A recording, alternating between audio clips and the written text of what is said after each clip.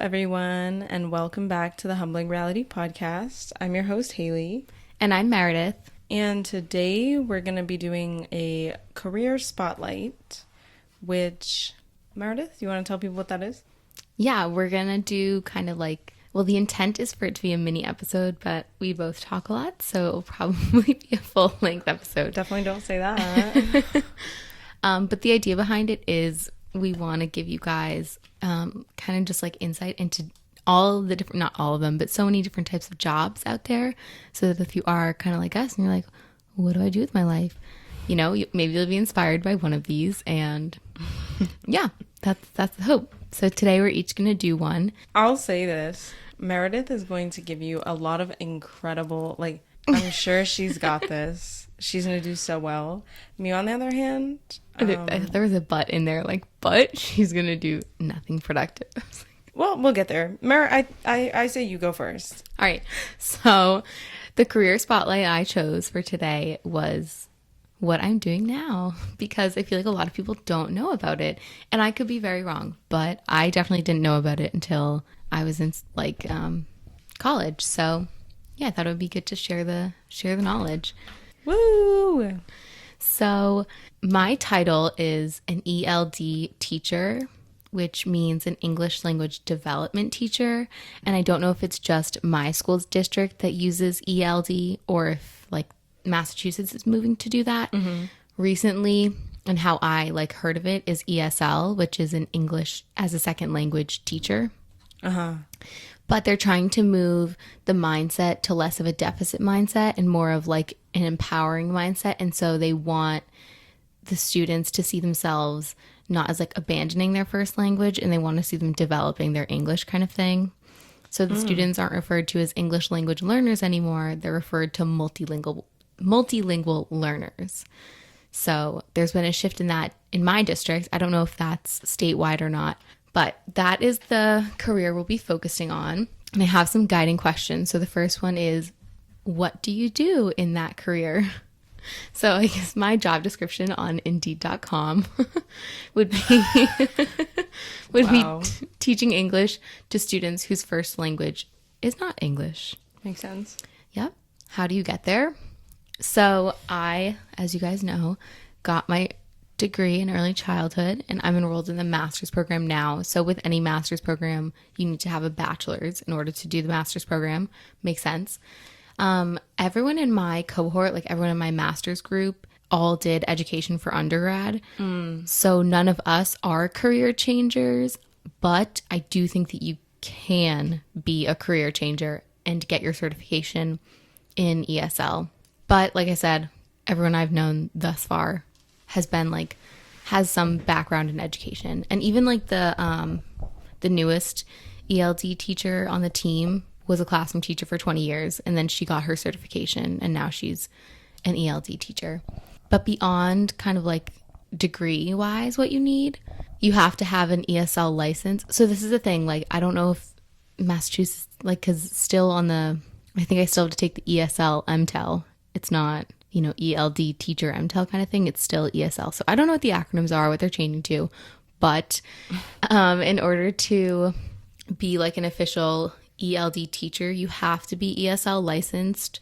So that goes with the MTEL, which is just a state test for teachers. And then like needing the right courses and that kind of stuff. It's so interesting because like, for some schools, for charter schools, you don't have to have a teaching license in order to teach. For public schools, you do. But for... okay. But for charter, you don't. And this could vary because maybe some charter schools put it in their charter that whatever you need teachers with a teaching license.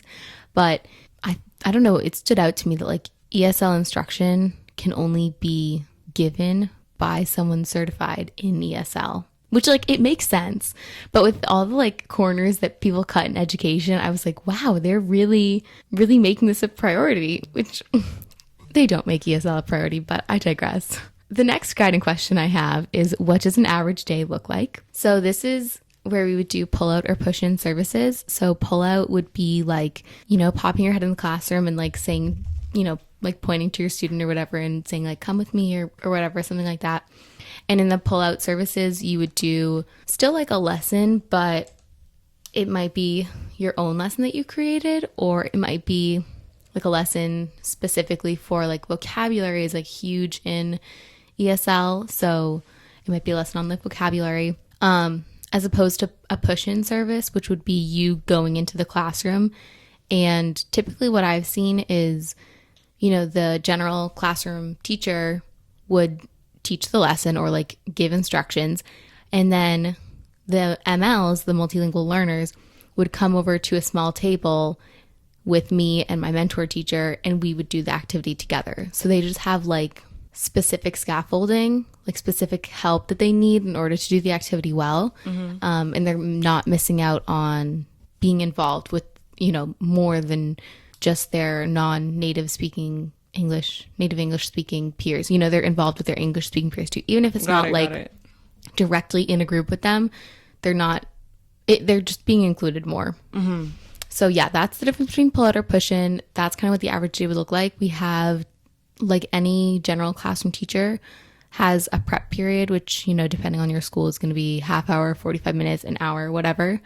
So we have one of those, we have a lunch, and then the rest of the day is just servicing all the kids. So right now, I mean, this is going to be released a little bit later, but right now it's September and we just started school.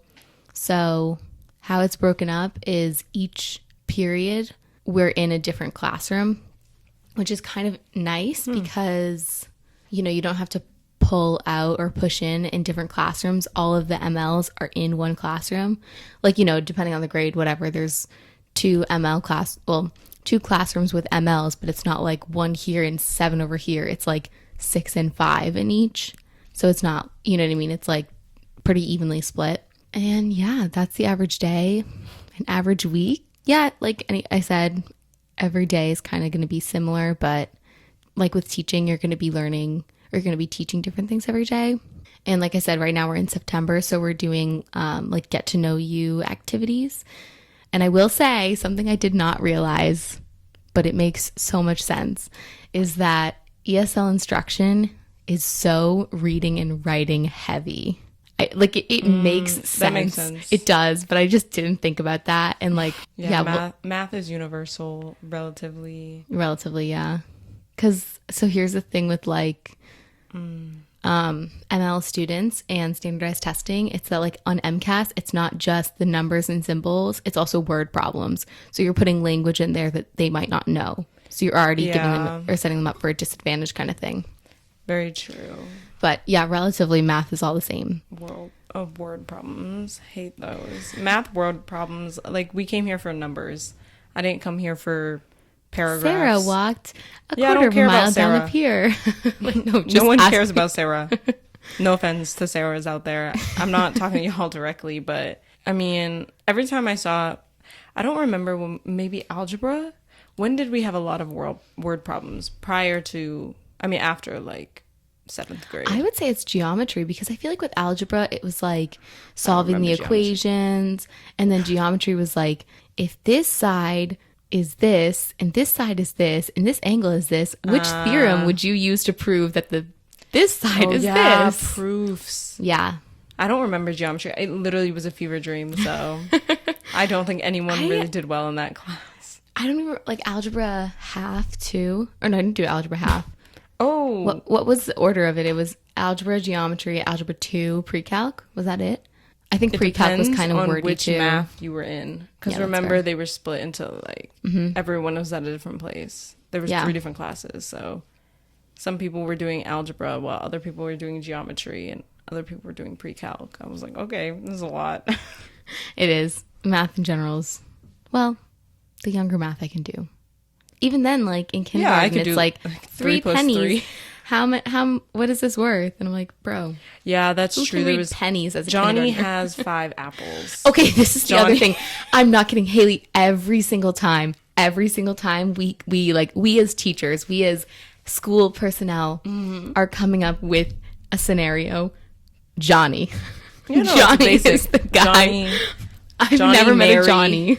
Johnny Mary. Johnny. And like, every time I hear it, I'm like, why Johnny? Because it's at least Johnny better Appleseed? than John. Did you have the Johnny Appleseed calendars when you were little? I have no idea what you're talking about. No. Okay. Well, speaking of calendars, that is what an average week might look like. It depends. Like, it'll usually kind of be themed around any holidays or, events going on in the school, whatever the school year, that kind of stuff. Yeah, do you have any questions? I was going to go into pros and cons. Question and answer time. Do I have any questions? If not, Does this vary based on grade? Does what vary? Like the job description, is it... I mean, I guess you might not know since you probably don't. Well, my license is kindergarten through 6th grade. Okay, so you need another license for like 7 through 12? Yeah. Or I don't know if it'd be 7 to 8 and then I think it's 7 through 12. Okay. I think that my best guess is that, okay, that's actually really interesting because, what is so different about, I mean, like, I know the kids, okay, wait, here's maybe an answer I have. Development or language development or language acquisition is a lot stronger when you're younger. So 7th through 12th grade is kind of like, it's hard to, I don't want to say break habits because that's not what the mentality is, but like add on new language because it's harder for you to learn at that point. I mean, definitely. So you might need different strategies would kind of be my guess. I think like... Okay. I can see that. It's kind of like... That's a weird split. 6 and 7, what's the difference? But yeah.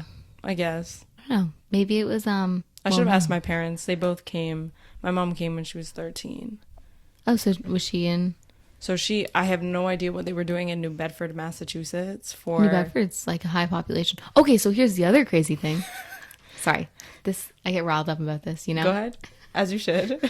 They didn't start taking multilingual learners' education seriously until, I want to say like, I don't think laws were passed, I should say, until like the 60s, I think is when the famous Lau versus, I think it's the Board of Education. The 60s was a time of actual progress. Well, like that's when they're like, you guys can't, discriminate. Exactly. But wow, what a concept. But then it comes to people being like, oh, well, I'm not discriminating, but they're not doing like equitable practices. Do you know what I mean? And so the bar always like is pushed. Yes. It's fine. And so I think in 2001, I want to say, when the Every Student Succeed Act came out, was when it was like mandatory that attention needed to be paid to ML students. So it's still like recent, a focus on MLs.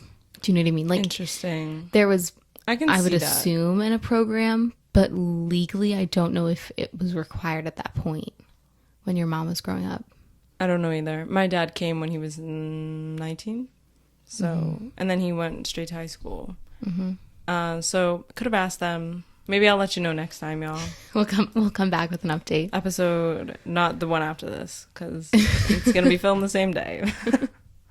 But yeah, I guess just to wrap mine up, some pros and cons I wrote down. Well, a pro and a con, but Lord knows I'll probably I think it's pretty good. Jump around. One pro, I think this is a huge pro, is that you can do it from anywhere in the world. And you can do it at any location in the world because people always want to learn English. It's one of the most common languages. Sad. I shouldn't be. Unfortunately, I think that our capitalism has inspired them and they want to know. The best country in the world, so they say. Okay, you're a con. Well, I have some more to go on the pro. Yes, no, keep going on the pro. Brief information. If anyone's looking to go abroad, teaching English is a very easy way. Let me know if you want to go abroad. Meredith is really driving this. Let me know. Leave me a comment. Or what is it? DM me. Yeah, you can do it from anywhere in the world. I know South Korea's big. Spain's big for it. I know those are the two like biggest. Taiwan is also big for it. I think some parts of China. And there's definitely like programs in Europe, but I know for sure Spain has like a large number of options and like programs you can do. But that's I think a big pro if you ever are looking to go abroad for a little bit and you're like, how do I make income? Bam, teaching English. And there are so many programs you can do. All right, now to end on a horrible note, a con. This is Not horrible. It's really not that bad. I just was trying to think of a con, and I was like, I guess this is one. Because I realized, like, the other day, I was like, oh, I kind of missed this. The con I wrote is if you like teaching different subjects and having the same students all day, then this might not be for you. Because, you know, it's great to, like, we have a caseload of about 30 students. So we have the same caseload as a general classroom teacher. But, you know, it's not 30 of the same students. I mean, it is 30 of the same students every day. But it's, you know, I see at most, like, 6 of them at a time. So, and that in itself is pros and cons because, you know, it's smaller groups, so you can meet needs easier. But if you really like maybe the chaos of it, or you like, you know, going from math to reading to history to science, you know, if you like that kind of stuff, maybe ESL isn't for you. It wasn't that horrible of a note to end on. I really expected her to be like, so. I mean, we can talk about the inequities. We get paid $0. That's actually good. To note, we get the same pay as classroom teachers. So that's unless you're like a para or something, but you're going to be at the pay. You're going to work off the pay scale of the district if you're in a public school. So that's something to note. That's important. And now, Haley, your turn. What's your career spotlight? Okay, so I would like to start by saying this, right? I haven't heard this yet, so I'm really intrigued. I'm kind of scared. Don't be scared. Okay. I'm not going to pull something out of my butt. It's chill. It's chill. I just want to say you did incredible. The preparation was off the charts. I'm really proud of you. Really happy for you. I'm waiting for the other shoe to drop. No. Mine is just a bit... Okay, so I'm going to tackle this from a different approach, okay? I have a career spotlight, but it's going to be more... You'll see. Just I'm going to keep you on your toes, okay? I'm on my toes. I'm like... I'm scared. Okay, so it's kind of what I do for it's what I do for a nonprofit, but I just don't do it full time. Okay. So if you're looking for the full-time day-to-day stuff, don't ask me. I don't got that. And I think that's for the best. But I'm gonna so what do I do, you ask? It's a great question. I think I've talked about this many times. But it's basically just content creation. So we just come up with ideas, or no, we don't come up with ideas. Half the time they'll tell us what to do. Who's they? The people, like the founders. Okay. Because it's not the biggest nonprofit ever, so the people who founded it they basically oversee everything. They're involved. Very. Gotcha. If they weren't, there would be no nonprofit. So essentially we work on this. It's a platform called Trello. If y'all know what it is, cool. If you don't, honestly, look it up. It's basically where you put your tasks, what you want people to accomplish. They can see all the slides that they're supposed to do, or like the description for the slides that they're supposed to do. And then basically they go into a different platform, aka Canva for us. If you don't know what Canva is, it's where you make content. You can make content in probably 1,000 other places, but some of them aren't cheap. I'm sure you could make content through like Photoshop and spend like $40 a month via Adobe Suite. But we don't have that money. So we're going to chill with our $10 a month for Canva. Which, that's not bad. No, not... Well, actually, okay. I might take this back because I don't know what it is for the business accounts. But I feel like it's not that much more. It might be like $12.99 or something. This is beside the point. If you want to look into it, go on Canva's website. But then whatever the slide says we should write on it, we put our little creative twist on it, and then we put it back into Trello. We just post the pictures or post the slides in there, and then it gets posted to Instagram. That's what we do. Do other people do it like that? There's probably so many other ways to like keep track of tasks. There's also, I used to use, regardless, there's many different places where you can just post what tasks you want it to be, and then people just go, they do it. And some places will post it for you, post it on the social medias for you. I think Canva can now do that. I think it's new. Okay. Everyone is evolving. Everything is evolving way too quickly. It's scary. If I might say that. So the reason, I'm going to kind of skirt a little away from this. if you want to do content creation, honestly, you can do it for pretty much any company. I think at this point, social media is such a driving force of pretty much any organization, nonprofit company. I think maybe banks don't need that much creativity because there's only so much you can do. But as I've seen on TikTok, literally anyone can get clout. You could be an airline. As long as you have some cool interns, they can get you clout. So it doesn't really matter. It's like those TikToks where it's like when the intern, it's like the NFL teams, like when the intern comes in asking to a TikTok idea and the response is like, oh, not again. Yeah. I always laugh at those and I'm like, they're the same thing every time, but it's so funny. Because it's like literally just a college intern. Yeah. And you're like, gosh. Yeah, I'm sure there's a marketing team, especially behind bigger. I don't know what it is like at an NFL team or Google. Like I'm sure they have. I'm sure their marketing team is absurdly big. But either way, you can do it for anyone. They're always hiring. Literally, they're always hiring. Yeah, like you said, it's such a growing field, and also like stuff is evolving too quickly. They kind of need all hands on deck. Exactly. Well, it sounds like, at least I have no experience in that department, but they definitely need help all the time. I still get so many LinkedIn 30 plus new jobs in the media marketing in Boston. I'm like, in Boston, it's not even a major city, and it's every day. Every day they say that, and I'm like, okay, that shows that goes to show you there's always a job. I promise you. Now, I think there's even more a job now because everyone says like, oh, kids don't want to work these days. Sure. We'll go with that one. Or people just don't want certain jobs. Or people are freelancing. You know, they don't want to work for not even big corporations, but someone else. They want to work for themselves. Oh my God, thank you for the segue. Ooh, wow. Didn't even know her roadmap and I helped you. So yeah, the reason I kind of wanted to touch on this is more because yes, you can do it for a nonprofit, a company, whatever. However, at this point, you might as well just do it for yourself.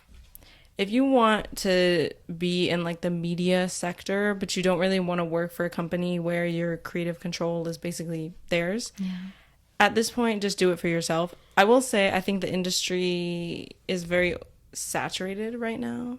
Probably very overly saturated.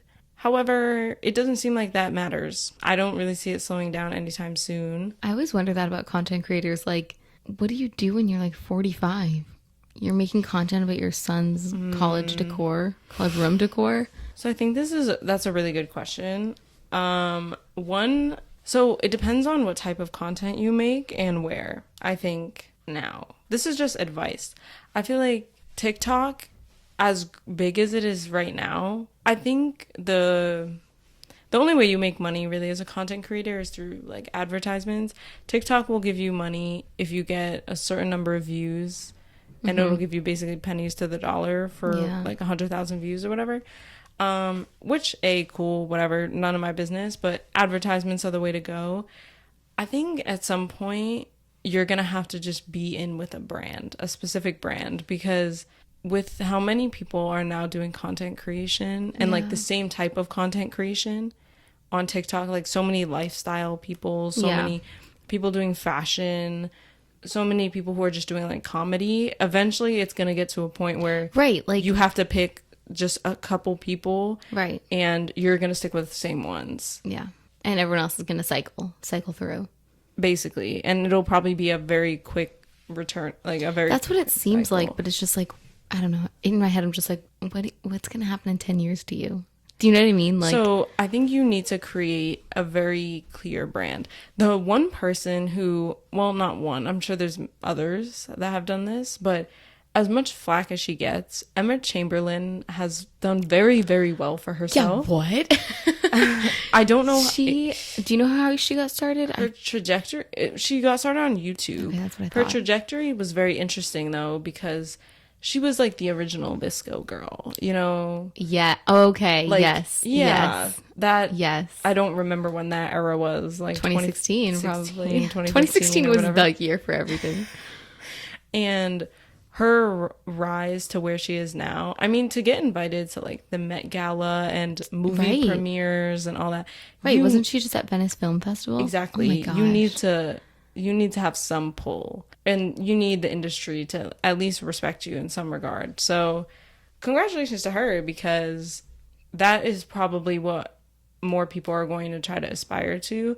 I think she just did really well with what her fan, I think she just got lucky. Like, I have to believe some of it is luck. I think it's that like relatability. Yeah, that's what I mean.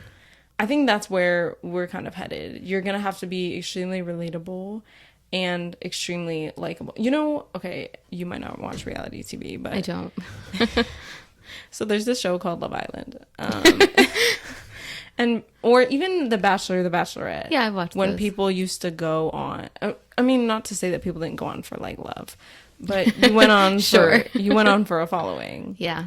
So that you could maybe just basically be a content creator / influencer for however long it would last. Right. A lot of them probably succeeded for enough time where they could kind of start building their brands. If you start a podcast at the height of your thing, you could go on forever. If it works for you, it works for you. It worked for the Kardashians, so you can't. It worked very well. Exactly, so you can't knock it. I'm telling you. A podcast, well, no, yeah, because that's what the girlies are doing. The TikTok girlies are having podcasts, and the TikTok boys, though that one is scarier. Men with podcasts. Some of them scare me. Stop. I can't say much because we have microphones, so I can't be like, you should take microphones away from men, but... You can say that. But, like, certain people should not have mics, in my opinion. I mean, everyone has their opinions, you know? I agree with your opinion, but we don't have to censor ourselves. It's just our opinions. Because people will be like, these girls shouldn't have microphones. That is totally fine for you to believe. You can believe that. That is absolutely your right to believe that. So your career spotlight is a 3-year trajectory. Yes, if you have short-term... And then... If you have short-term things in mind... Cool. And then a plan after. You have to have a plan after. That's what I'm saying. I really did this because I'm sure there's a lot of people that genuinely want to go into like media or content creation. And I'm just forewarning you. Have helpful. A plan. Yeah. Because, yeah. I have a plan. Hell, I like media, but you have to have a plan. At this point, start a company. Hit me up, actually, if you want to start a media company. If you're a person of color and you want to start a media company, hit my line. Okay? Actually, no one has my number. DM us. And I'll do it in a heartbeat, actually. With no money to my name. That's enough. Okay. Thanks for listening. All right. We'll see you guys next time. Until that. Oh, I was about to quote a podcast I listened to. You can do that. Quote unquote, so that, you know, I'm not plagiarizing. Until then, keep it human. I'm promoting Inhuman Podcast. It's a true crime podcast. Oh, gosh. Okay. Yes. Thank you for listening, everyone. Have a nice day. Bye.